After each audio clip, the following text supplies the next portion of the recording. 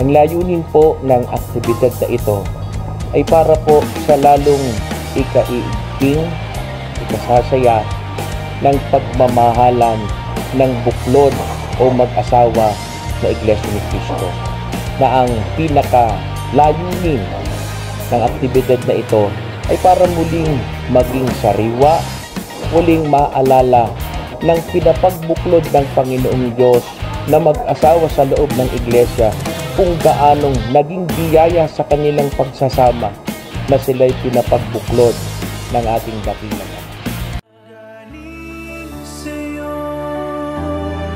Ang kasama ko habang buhay, sa tuwing na siya ang karamay, sa ligaya man o lumbay. Galing sa'yo, kabiyak ng aking puso, ang sagot sa panalangin, kailanman ay laging mamahalin. Biyaya ngayon'y nasa akin, galing sa'yo. Ngayon'y hinihiling ko po, iyong laging ingatan siya.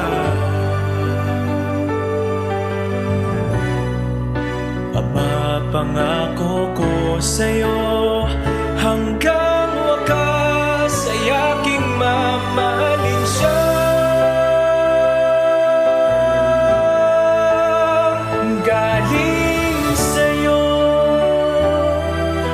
Kasama ko habang buhay, sa tuwing na siya ang karamay, sa ligaya man o lumbay. Galing sa'yo, kabiyak ng aking puso, ang sagot sa panalangin, kailanman ay laging mamahalin.